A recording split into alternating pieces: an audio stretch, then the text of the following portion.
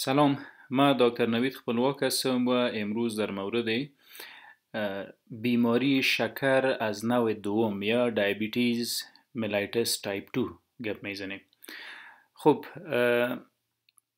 زمانی که غذا میخوریم مواد غذایی ما حتما در ترکیب خود قند داره، پروتین داره و شحم داره، شحمیات یا روغن باب. اوکی، اینا میایه به جهاز هاضمه. بعد از اکمال پروسه هضم جذب جریان خون میشه. گلوکوز یا شکر هم داخل جریان خون میه. این یک رگ خون است. گلوکوز بعد از هضم از جهاز هاضمه وارد جریان خون شد. خب،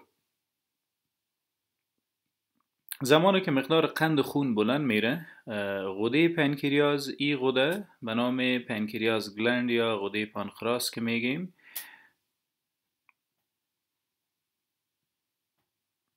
دو بخش وظیفوی داره. یکیش به نام اندوکراین پنکریاز یاد میشه، اندوکراین پنکریاز، و بخش دوم وظیفه‌ایش به نام اگزوکراین پنکریاز.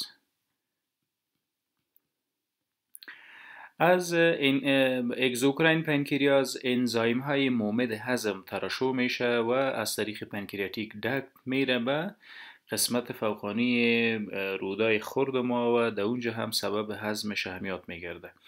انزایم لایپیز و امایلیزش هم سبب هضم و جذب و پارچه ساختن مرکبات قندی میگرده.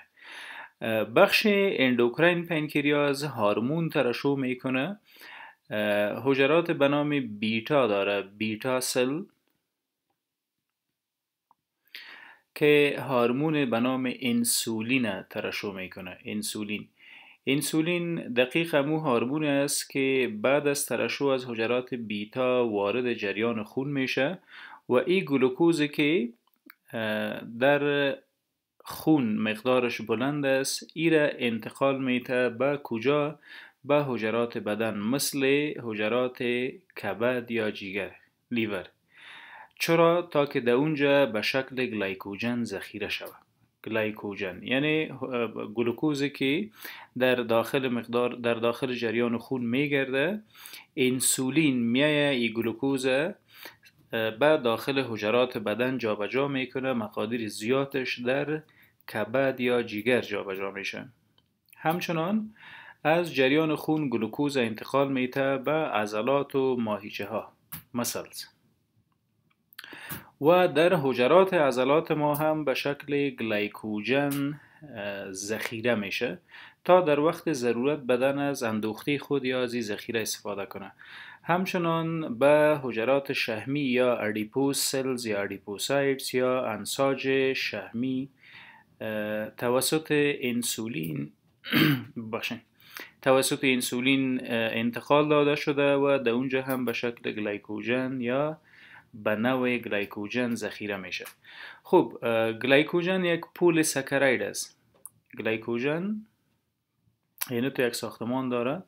این گلوکوزها با هم یک جا شد در داخل حجره و یک قند چندین قیمته را ساخت. پولی ساکاراید یا قند چندین قیمته. این ساختمان گلایکوژن است و به این شکل گلوکوز در داخل حجرات بدن ما ذخیره میشه تا مقدار زیادش در داخل خون نگرده که زهری و تاکسیک است. خب، سوال در اینجاست که چگونه انسولین سبب میشه که گلوکوز بره به داخل حجرات بدن جابجا شود.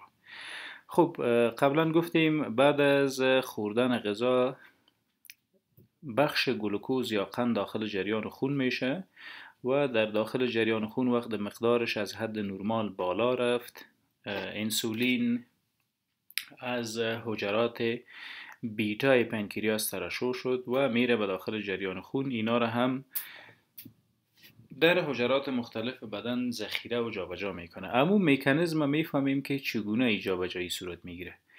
خب، فرضاً این دیوار حجروی است و این هم غشای حجروی که از لیپوپولیساکارایدز، لیپوپروتینز، لیپیدز اینا در دیوار حجروی ما جابجاست. این هم یک آخذه یا رسپتر انسولین. این یک دیوار حجروی است، فکر کنیم از هپاتوسایت یا حجره کبد است. درست؟ اینجا هم آخذه دیگه به نام گلوت موجود است. گلوت رسپتر یا آخذه به نام گلوت. وظیفه چی است؟ گلوکوز انتقال میته به داخل حجرات.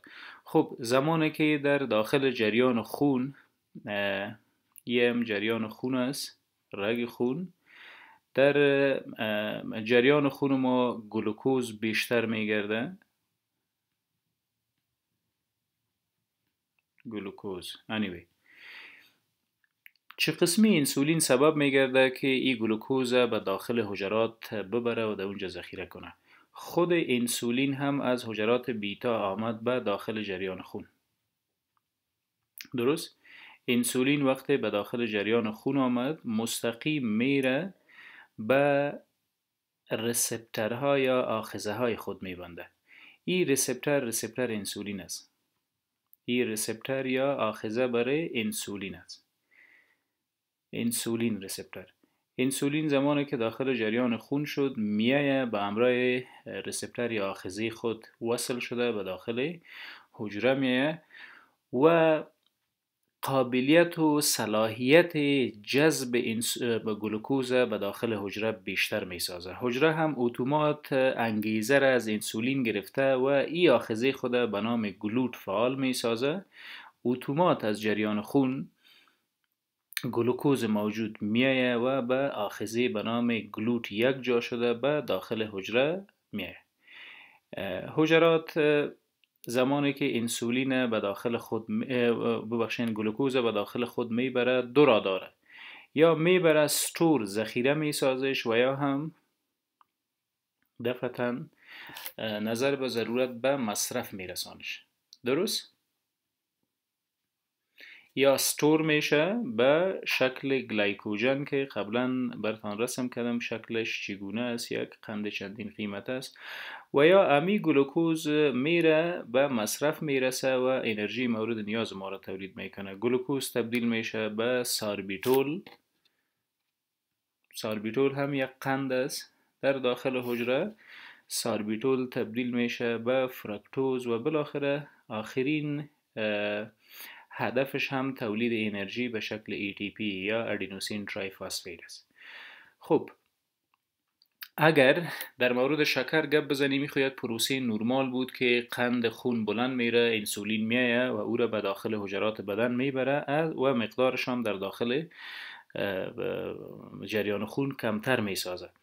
اگر مقدار قند در داخل جریان خون کمتر شد و ضرورت شد که به داخل جریان خون ما قند دوباره داشته باشیم، از این اندوخته خود به نام گلایکوژن دوباره وجود استفاده میکنه. چگونه دوباره ایره تبدیل میکنه به گلوکوز؟ در امی اگزوکراین پنکریاز ما حجرات داریم به نام الفا سلز یا حجرات الفا. الفا هورمون را ترشح میکنه به نام گلوکوگان. وظیفه گلوکوگان شکستن گلایکوژن است به چی؟ به گلوکوز. و این گلوکوز هم دوباره انتقال میته به داخل جریان خون و مقدار قند خون مساعد نگاه میکنه. این سایکل نرمال است. قند بلند میره توسط انسولین پایین میایه. اگر بیشتر پایین آمد گلوکوگان هورمون دیگه از غده پنکریاس سرشو میشه و این هم دوباره در حالت اولی خود نگاه میکنه. خب چی اتفاق مفته در شکر یا در بیماری دیابتیز ملیتس؟ ما امروز مشخصا در مورد نوع دوم یا تایپ 2 دیابتیز ملیتس گپ میزنیم، جایی که حجرات بیتا انسولین درست و نرمال ترشح میکنه، اما این انسولین از داخل جریان خون میایه به این آخذه ها میبنده ولی داخل رفته نمیتونه. چرا؟ این آخذه های انسولین دیگه در مورد انسولین بی تفاوت و بیگانه شده، به داخل حجره انتقالش نمیته و امیر میگه انسولین رزیستنت. انسولین رزیستنت. در مقابل انسولین مقاومت صورت گرفته. انسولین دیگه به داخل حجره انتقال دادن نمیشه. در بیشتر از 95% انسان‌های مبتلا به شکر نوع عین اتفاق مفته. حجره بیتا هورمون به نام انسولین درست ترشح میکنه. در ترشحات و مقدار انسولین هیچ مشکل نیست. انسولین هم میایه به داخل جریان خون. زمانی که از داخل جریان خون میره به حجره، این رسپتر یا آخذه دیگه در مورد انسولین بی تفاوت شده و ای است که در داخل جریان خون ما گلوکوز بیشتر میشه و بالاخره به هایپرگلیسیمیا یا بلند بودن مقدار قند خون تبدیل میشه و این را ما میگیم بیماری شکر. اینجا دو سوال در ذهن ما حتما خطور کرده. یکی، چرا این رسپتر یا آخذه دیگه در مورد انسولین بیگانگی کرد؟ هیچ عکس العمل از خود نشان نداد. و دوم، کدام مقدار باید هایپرگلیسیمیا بگوییم؟ کدام مقدار قند خونه باید غیر نرمال بنامیم و مرض شکر بنامیم؟ خب اینجا خلاصه تر میگیم اگر صبح با شکم خالی از خواب بیدار شدیم، شکر خود ببینیم، از 60 میلی گرم بر دیسی لیتر الا 100 تا 110 میلی گرم پر دیسی لیتر شکر کاملا نرمال و بدون کدام مشکل است. ایره ما میگیم fasting normoglycemic state. fasting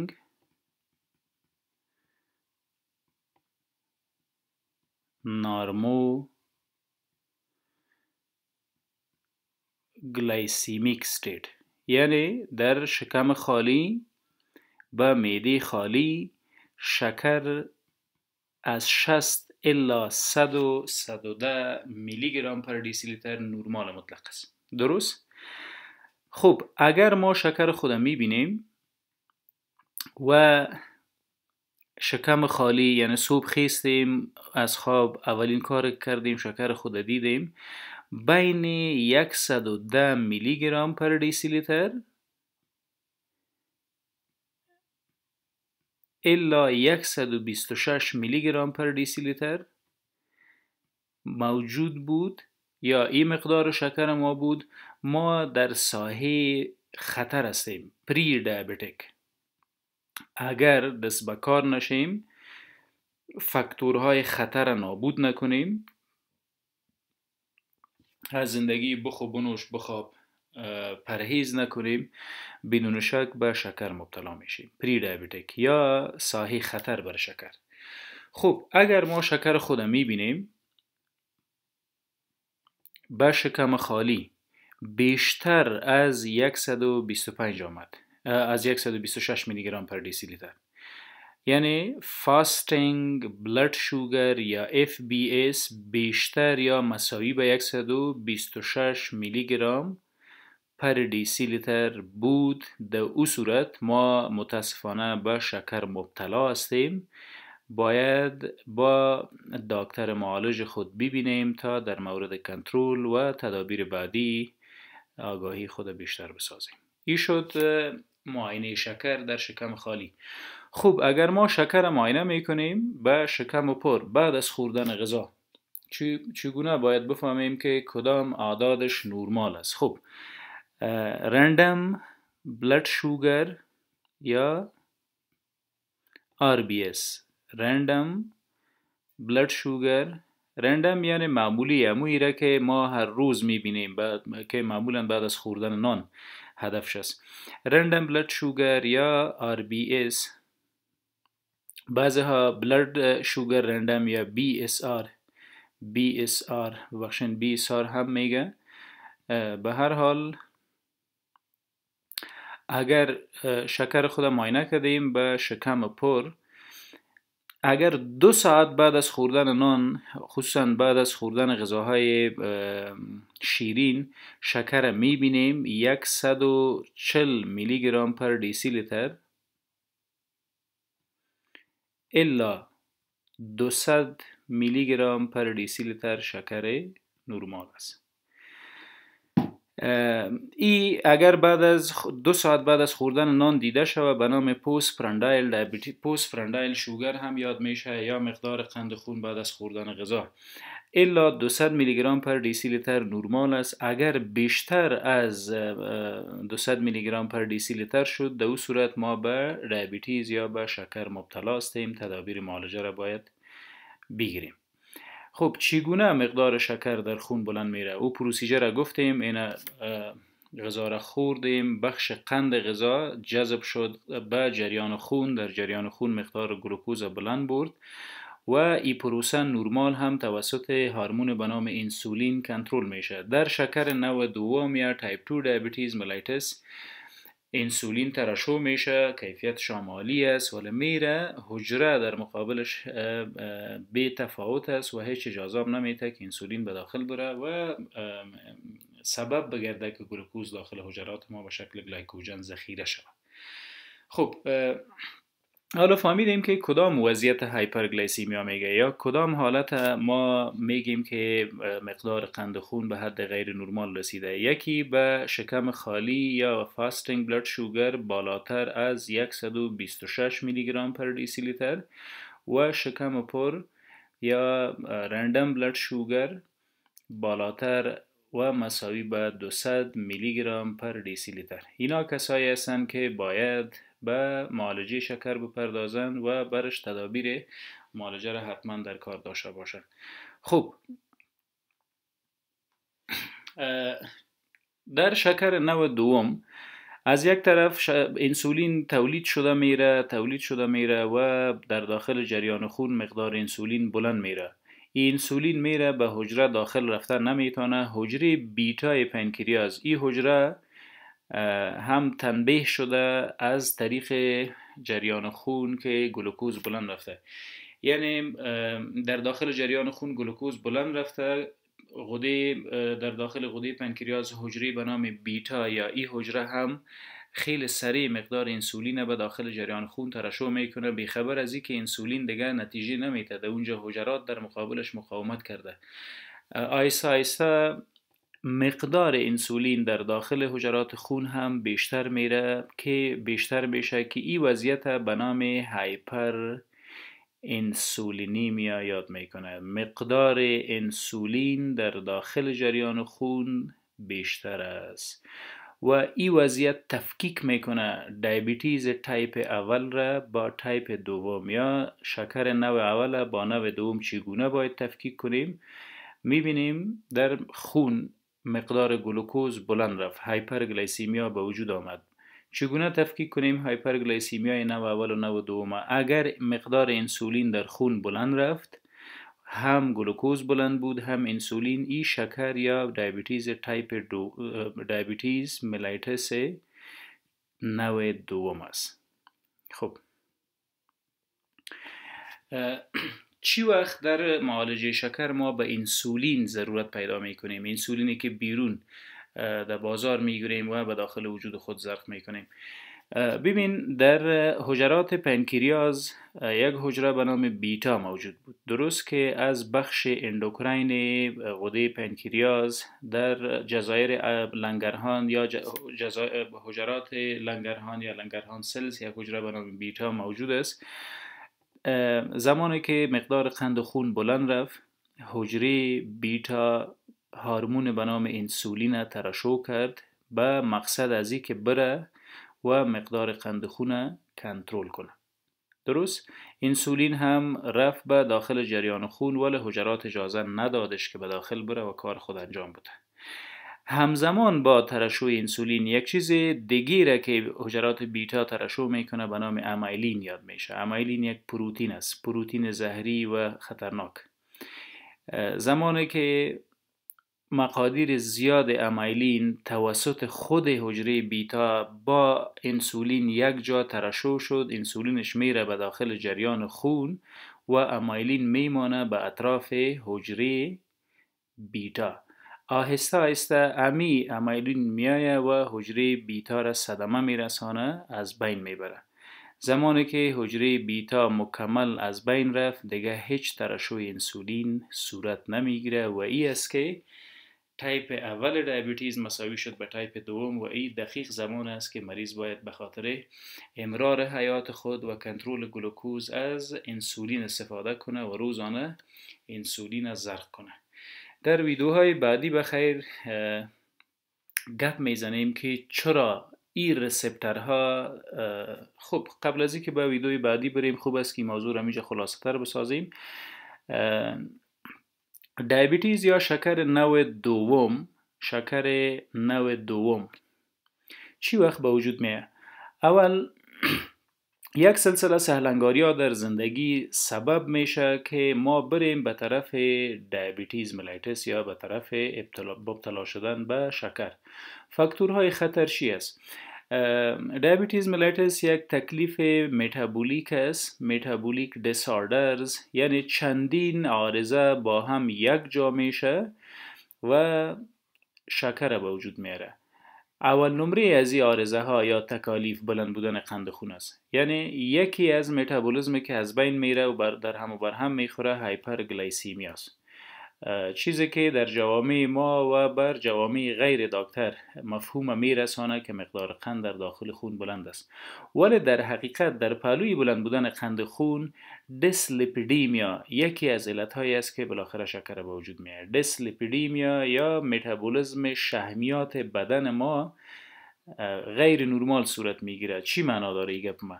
یعنی از بنوش بخواب، مقدار تریگلیسیراید که همتان با نامشان آشنا هستین، مقدار کلسترول بیشتر در جریان خون و کبد ذخیره میشه و چانس بلند بردن حملات قلبی و سکته های قلبی و به وجود آوردن فشار بلند کمک میکنه. در پهلوی این هم شحمیات خیلی مضر دیگه به نام LDL Low Density Lipoprotein و Very Low Density Lipoprotein، اینا شحمیات خیلی مضر است. در جریان خون بیشتر میشه، رسوب میکنه در رگهای خون و رگهای خون، در داخل رگهای خون یک دانه به نام اتروما را یا پوندیدگی را میسازه. این اتروما سبب بندش خون میگرده و در بعد از او هم 1100 تکلیفی که از طریق جریان خون به وجود میاد، اسکیمیا است، اسکیمیک دث است، نکروسیس، زخم، هم از اینا کمک میکنه در به وجود آوردن شکر نوع دوم.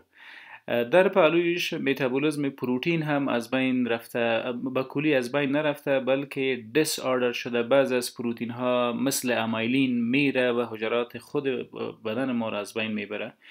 در پهلوی عدم موجودیت یک متابولیسم خوب، علت دیگه که شکر نوع دوم به وجود میاره اوبسیتی یا چاقی است. وزن زیاد ما بهترین کمک کننده است به دوام موجودیت شکر نوع دوم. ژنتیک یا داشتن کودهای مخصوص ژنتیکی که از والدین خود به ارث گرفتیم، اینا خیلی کمک میکنه در به وجود آوردن شکر نوع دوم. یعنی اگر پدر و مادر و کسان دیگه در فامیل ما که مشترکین دینی ما شکر دارن و ما هم میخوریم، مینوشیم، میخوابیم، هیچ ورزش هم نمیکنیم و هیچ پرهیز را دنبال نمیکنیم، بدون شک وزن ما هم زیاد میره و خطرات مبتلا شدن به شکر هم بیشتر میسازیم. خوب چگونه در آخر بفهمیم اگر یک کس شکر داره علائم ابتدایی چی است؟ پولی یوریا یا مریض بار بار به تشناب میره، مقدار زیاد ادرار خالی از مثانه تخلیه میشه و اگر یورین یا ادرار از این مریض معاینه بکنیم، گلیکوسوریا یا موجودیت گلوکوز در یوریاش بیشتر است. یعنی ادرار از این مریض مبتلا به شکر خیلی زیاد گلوکوز داره. پولی یوریا، گلیکوسوریا مریضان مبتلا به شکر به خاطر تولید انرژی در بدن عوض گلوکوز از پروتئین و از شحمیات استفاده می کند. در بریک داون یا در پارچه پارچه شدن شحمیات و پروتئین ها به انرژی خیلی زیاد ضرورت است و اینجاست که در تولید انرژی ما احساس هنگر یا گشنگی میکنیم. مریض بیشتر نان میخوره و در پهلوی از اینکه نان بیشتر میخوره خستگی، کسالت و گرمایش وجود داره. اما قسم چون مقدار زیاد مایات از دست میته، بار بار تشناب میره، عرق میکنه، پس هایپوتالمیک سنتره که ترست یا تشنگی ما را در حقیقت به وجود میاره، او استیمولیت یا محرک شده، تحریک شده ببخشین و پولیدپسیا را به وجود میاره. مریض بار بار میره و او میخوره. خوردن بیش از حد آب، رفتن بیش از حد به تشناب، خوردن بیش از مقدار زیاد غذا، موجودیت گلوکوز در ادرار از جمله نشانه های اولیه است که نشان میده مریض به شکر مبتلا است. در پهلویش خستگی مزمن، درد خفیف استخوان‌ها، سوزش کف پا و بالاخره تغییرات در دید و فعالیت گرده و عصب از جمله کامپلیکیشنز یا عوارض بد است که به خاطر شکر به وجود میاد. در ویدیوهای بعدی و لکچرهای بعدی به خیر گپ میزنیم که اگر مقدار قند خون بلند بانه کدام عوارض را به وجود میاره، چگونه او عوارض معالجه کنیم و بهترین تدبیر برای شکر چی است. ممنون.